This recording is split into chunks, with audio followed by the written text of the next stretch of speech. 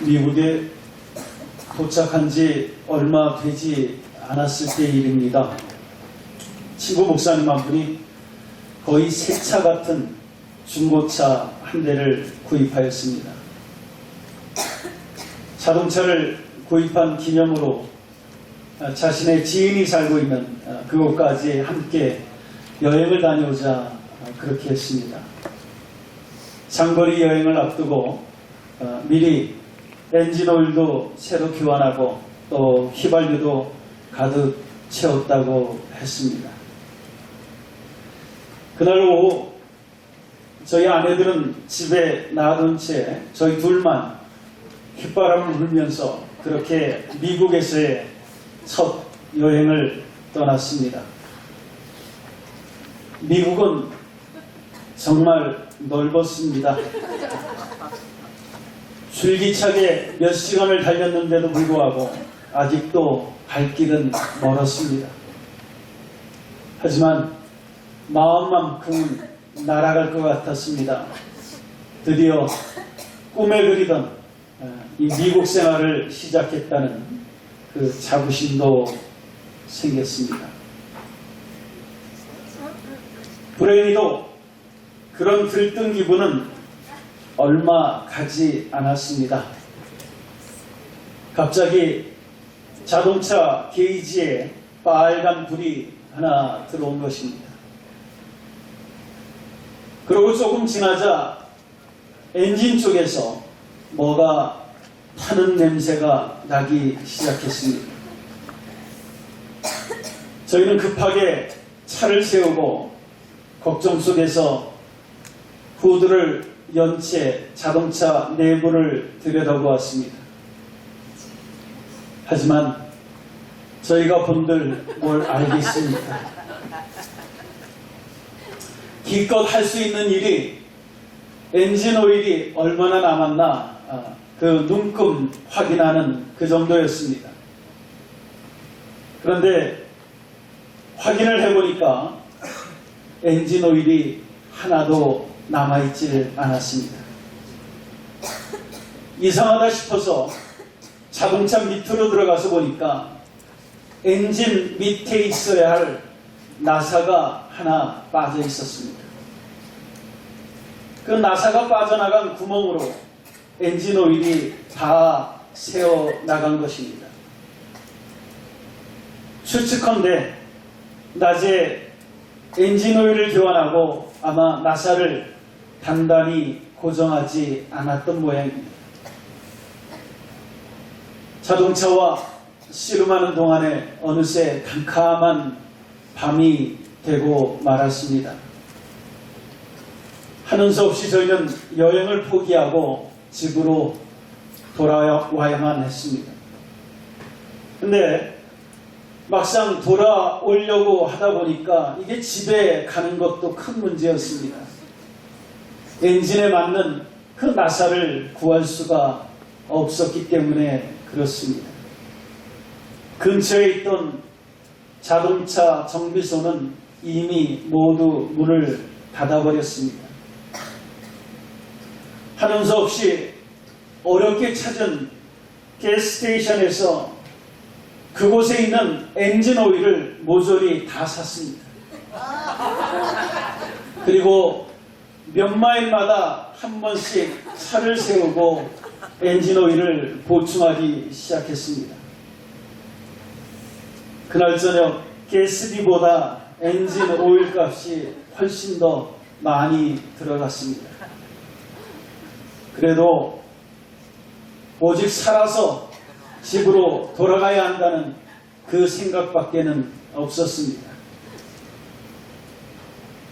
휘바람 불면서 출발한 미국에서의 첫 여행은 그렇게 중도에 포기했고 밤새워 집에 돌아온 거 그거 하나만으로도 감사하게 생각했습니다. 그 모든 원인이 새끼손가락보다 작은 나사 하나 때문에 그랬습니다. 이 작은 나사 하나가 엄청나게 비싼 자동차를 한순간에 멈추게 만들었던 것입니다. 이 일을 통해서 제가 한 가지 배운 것이 있습니다. 그것은 크고 작음의 문제는 우리의 눈에 보이는 것만으로 평가할 수 없다라고 하는 사실입니다. 우리의 눈에 크다고 해서 반드시 다 큰 것이 아니고, 또 우리의 눈에 작다고 해서 그것이 꼭 작은 것일 수만은 없다는 것입니다. 이 진리는 우리의 믿음에도 해당이 됩니다. 성경이 가르치는 믿음도 우리가 우리의 눈으로 보고 생각하는 일반적인 것과는 다소 차이가 있습니다. 여러분, 믿음이 크다, 큰 믿음이라고 하면 무엇이 가장 먼저 생각이 나십니까? 아마 모르긴 몰라도 어떤 기적과 이적을 행하는 그런 것일 것입니다. 하지만 우리 주님께서는 꼭 그것이 큰 믿음이 아니다라고 그렇게 말씀을 합니다.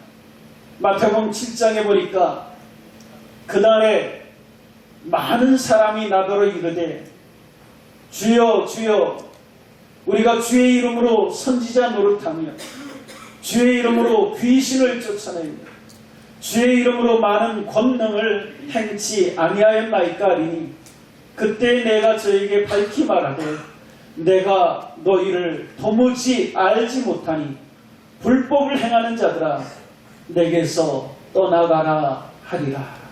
이런 말씀이 나옵니다. 이 말씀은 한마디로 기적을 행한다고 해서 그것이 반드시 주님께서 인정하시는 그런 믿음이라 할 수는 없다라고 하는 말씀입니다. 아멘.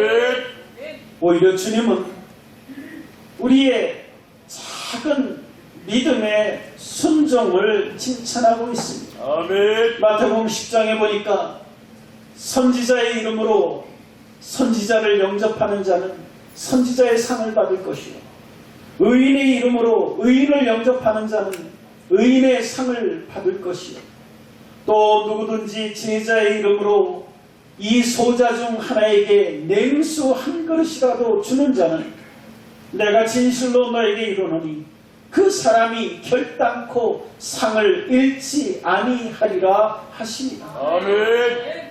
주님은 냉수 한 그릇을 다른 사람과 나누는 것을 오히려 믿음의 선한 행위다라고 칭찬하고 있습니다. 아멘. 우리가 비록 냉수 한 그릇이지만 그것을 사랑으로 나눌 때 주님은 보잘것없는 냉수 한 그릇에도 엄청난 가치를 부여하고 계신다라고 하는 사실을 잊지 말아야 합니다. 아멘. 이처럼 저희들이 일반적으로 생각하고 있는 믿음과 주님께서 인정하시는 믿음과 그 사이에는 엄청난 차이가 있음을 알 수 있습니다. 아멘. 믿음이 크고 작음도 사람의 눈에 보이는 것에 의한 것이 아니라 주님께서 어떻게 인정하시느냐에 따라서 달라진다라고 하는 것입니다. 아멘. 그 좋은 예가 오늘 본문에 나오는 한 여인입니다. 예수님은 흉악한 귀신 들린 그 딸이 치료받기를 원해서 예수님을 찾아 나온 이 가난한 여인을 향해서 큰 믿음을 가지고 있다 칭찬하셨습니다. 28절 보니까 이에 예수께서 대답하여 가라사대 여자야 내 믿음이 크도다. 예수님은 이 가난한 여인의 믿음이 크다고 말씀하셨습니다. 이 여인이 자신의 믿음을 가지고 무슨 기적을 행한 것이 아닙니다. 오직 귀신 들린 자신의 딸이 치료받기를 간구하며 주님께 나왔을 뿐입니다. 그런데도 예수님은 그 믿음을 큰 믿음이다 그렇게 말씀하고 있습니다. 그렇다면 도대체 큰 믿음은 어떤 것이고 어떻게 저와 여러분들이 그 큰 믿음으로 나갈 수가 있을까요? 첫 번째 단계는 예수님께 나오는 것입니다. 아멘. 교회를 나오는 사람들의 그 동기를 보면 참 다양합니다. 어떤 사람은 병든 몸이 치료받기 위해서 교회를 찾아 나오는 분이 있습니다. 어떤 사람은 내 자녀가 잘 되기를 원하는 마음 가지고 교회를 나옵니다. 어떤 사람은 자신이 하고 있는 일의 성공을 위해서 자신의 인생이 축복받고 성공적인 삶을 누리기 위해서 교회를 나오기도 합니다. 또 어떤 사람은 주일날 교회를 가지 않고 집에 있으면 왠지 찝찝하기 때문에 교회를 나온다는 그런 사람도 있습니다.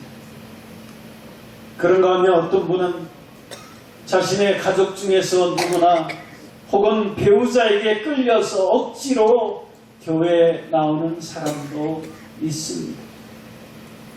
물론 대부분은 만왕의 왕 되시고 세상의 구주가 되시는 우리의 주님을 예배하고 찬양하기 위해서 교회에 나오는 줄로 압니다. 아멘.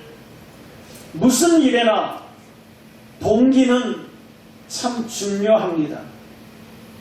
하지만 그보다도 더 중요한 것은 우리의 동기나 우리의 이유가 어찌 되었던지 간에 무조건 주님께 나오는 것입니다. 아멘. 이 여인이 예수님을 찾아 나온 것도 무슨 고상한 동기가 있었기 때문에 그런 거 아닙니다. 오직 귀신 들린 자신의 딸이 치료받기를 원하는 그 한 가지 마음 가지고 예수님께 나왔다라고 하는 겁니다. 어떻게 보면 지극히 이기적인 이유 때문에 예수님을 찾아 나온 것입니다. 그러나 이유야 어찌 되었던지 간에 주님을 찾아 나오는 것이 큰 믿음이고 칭찬받는 믿음으로 나가는 첫 단계라고 하는 사실을 기억하시기 바랍니다. 아멘. 그 자체가 어찌 보면 이미 큰 믿음이에요. 왜냐하면 교회에 나가는 것 자체도 결코 쉬운 일이 아니기 때문에 그렇습니다. 여러분이 하나님을 찾아서 교회에 나오기 위해 극복해야 하는 일들이 결코 작지 않음을 잘 압니다. 그럼에도 그 모든 일들을 다 이겨가면서 오늘 교회에 나와서 하나님 앞에 이렇게 앉아있는 거 아닙니다. 이렇게 주님을 찾아온 사실을 우리 주님께서 너무나 잘 알고 계시기 때문에 우리 주님은 당신을 찾아 나오는 사람들을 결코 외면하지를 않는 것입니다. 아멘. 그래서 잠언서 8장에 보니까 나를 사랑하는 자들이 나의 사랑을 입으며 아멘. 나를 간절히 찾는 자가 나를 만날 것이다. 아멘. 말씀합니다. 그렇습니다. 주님을 찾아 나오는 것 그 자체가 큰 믿음으로 나가는 첫 단계일 뿐만 아니라 그것이 이미 큰 믿음의 모습인 것을 믿으시기 바랍니다. 아멘. 이렇게 주님을 찾아 나온 사람을 우리 주님께서 결코 외면치 않으신다라고 하는 사실도 잊지 마시기를 바랍니다. 아멘. 두 번째는 자신의 영적인 모습, 그 실상을 인정하고 깨닫는 것입니다. 아멘. 자신의 귀신 들린 딸의 그 치료를 위해서 주님을 찾아 나온 이 여인을 향해서 예수님은 너무나 뜻밖의 이렇게 말씀하십니다. 26절 보니까 대답하여 가라사대 자녀의 떡을 취하여 개들에게 던짐이 마땅치 아니하니라. 예수님을 찾아 나온 이 여인을 향해서 예수님은 한마디로 개 취급을 하고 있었습니다. 물론 이것은 이 여인의 믿음을 시험하기 위해서 하신 말씀입니다. 아멘. 아무리 그렇다고 해도 이 여인에게 있어서 주님의 이 말씀은 엄청난 상처가 될 수 있는 그런 말씀이었습니다. 하지만 이 여인은 그에 대해서 반발하지 않았습니다. 오히려 자신의 영적인 실상을 그대로 받아들입니다. 27절 보니까 여자가 가로되 주여 올소이다마는 개들도 제 주인의 상에서 떨어지는 부스러기를 먹나이다. 이 여인은 예수님 앞에서 자신이 개와 같은 존재라고 하는 것을 인정하였다라고 하는 거예요. 아멘. 바로 이것이 큰 믿음으로 나가는 두 번째 단계입니다. 아멘. 하나님 앞에서 자기 자신의 영적 실상을 인정하는 것입니다. 아멘. 이 자리에 앉아있는 여러분들이 사회적으로 성공한 사람일 수는 있습니다. 또 세상적으로 인정받는 사람일 수도 있습니다. 사람들에게 높임받고 존경받는 자리에 있을 수도 있습니다. 하지만 세상적으로 우리가 아무리 성공했다라고 해도 예수님 앞에서는 영적으로는 우리는 하나님의 용서가 필요한 죄인들입니다. 아멘. 하나님의 은혜가 필요한 연약한 존재일 뿐입니다. 아멘. 매일매일 하나님의 도우심이 필요한 나약한 인간일 뿐입니다. 아멘. 한순간도 하나님의 사랑이 없이는 살 수가 없는 가엾은 존재일 뿐입니다. 아멘. 이것을 인정하는 것이 큰 믿음으로 나아가는 길입니다. 아멘. 또 이것을 인정하는 그 자체가 이미 큰 믿음을 소유하고 있는 모습입니다. 아멘.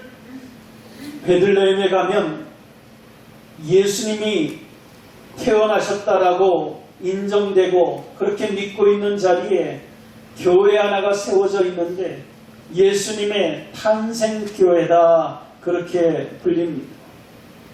그런데 공교롭게도 이 예수님의 탄생교회를 들어가는 그 문은 엄청나게 작습니다. 그래서 이 예배당 안에 들어가려면 누구든지 허리를 굽히고 고개를 숙여야만 들어갈 수가 있습니다. 저와 집사람도 거기 들어갈 때 고개를 숙였습니다. 세상에서 제 아무리 성공한 사람도 허리를 굽혀야만 그 예배당에 들어갈 수가 있습니다. 세상에 권세가 아무리 많은 왕이나 대통령이라고 할지라도 그곳에 들어가려면 고개를 숙여야만 합니다. 어쩌면 이것은 예수님 앞에서 저희 모든 인간들이 갖고 있는 영적인 실상을 말해주는 것이라고 생각합니다. 예수님 앞에서 우리는 고개를 숙이고 허리를 굽혀야만 하는 그런 존재라고 하는 것입니다. 아멘. 자신이 이렇게 영적으로 어떤 존재임을 인정할 때에 그때 하나님의 은혜가 임한다는 사실을 믿으시기 바랍니다. 아멘. 하나님의 성전에 나아갔던 세리가 그 좋은 예입니다. 누가복음 18장에 보면 세리는 하나님의 성전에 나아가서 멀리 서서 감히 눈을 들어 하늘을 우러러 보지도 못하고 다만 가슴을 치며 가로되 하나님이여 불쌍히 여기시옵소서 나는 죄인으로소이다 하였느니라. 아멘. 당시의 세리는 어떻게 보면 경제적으로 세상에서 성공한 사람입니다. 하지만 하나님 앞에서는 용서받아야 할 죄인이었다라고 하는 거예요. 아멘. 세리는 스스로 그것을 인정하고 있습니다. 아멘. 이런 세리를 향해서 우리 주님께서는 이렇게 말씀하십니다. 14절에 보니까 내가 너희에게 이르노니 이 사람이 세리를 의미하죠. 저보다 의롭다 하심을 받고 집에 내려갔느니라. 아멘. 그렇습니다. 하나님의 은혜는 하나님 앞에서 자신의 실존을 깨닫고 내 영적인 모습이 세상에서는 성공했을지라도 하나님 앞에서는 이런 존재라고 하는 것을 인정할 때 비로소 주님의 큰 은혜가 임하는 것입니다. 아멘. 그리고 그것이 또한 큰 믿음을 향해 나아가는 길이라고 하는 사실입니다. 아멘. 마지막 세 번째 단계는 끝까지 흔들리지 않는 것입니다. 아멘. 도움을 구하면서 예수님을 찾아 나온 이 여인에게 이런 세 가지의 큰 장애가 기다리고 있었습니다. 첫 번째는 예수님의 무시하시는 침묵이었습니다. 23절을 보니까 예수는 한 말씀도 이 여인에게 대답지 아니하셨다 말씀합니다. 도움을 구하고 있는 이 여인에게 예수님은 아무런 말씀도 하지 않고 오직 침묵만 하고 계셨습니다. 이 여인의 입장에서 봤을 땐 완전히 무시당하고 있는 그런 것입니다. 두 번째는 예수님의 제자들의 방해입니다. 23절에 보니까 제자들이 와서 청하여 말하되 예수님께 이렇게 말하는 거예요. 그 여자가 우리 뒤에서 소리를 지르오니 쫓아 보내소서. 제자들은 예수님께 도움을 구하고 있는 이 여인을 쫓아보내라고 그렇게 말하고 있습니다. 시끄럽다는 거예요. 이 여인의 입장에서는 자기 편이 아무도 없는 것입니다. 오직 혼자만 있는 거예요. 그리고 마지막으로 예수님의 멸시하는 말씀입니다. 26절 보니까 예수께서 대답하여 가라사대 자녀의 떡을 취하여 개들에게 던짐이 마땅치 아니하니. 예수님의 이 말씀은 어찌 보면 이 여인에게 있어서는 가장 치명적인 상처가 될 수 있는 그런 말씀이었습니다. 하지만 이런 일련의 상처받을 만한 일들이 많이 있었음에도 불구하고 이 여인은 끝까지 흔들리지 않았습니다. 아멘. 그렇습니다, 여러분. 어떤 경우에도 어떤 환경 속에서도 흔들리지 않는 것이 큰 믿음으로 나아가는 길입니다. 아멘. 그리고 그것이야말로 진정 큰 믿음 그 자체입니다. 아멘. 가끔 우리들은 이런 경험을 합니다. 신앙생활을 좀 잘 하려고 이제 크게 결심합니다. 이제부터는 교회 일도 좀 열심히 하려고 나름 다짐을 해봅니다. 또 누구에게도 말하지 않고 주님 앞에서 자신만의 어떤 결심을 하곤 합니다. 그러면 그때부터 내 결심과 다짐을 방해하는 일들이 줄을 서서 기다립니다. 그거 어떻게 해서라도 이겨보려고 기도해보지만은 어찌된 일인지 주님은 침묵만 하시는 것 같습니다.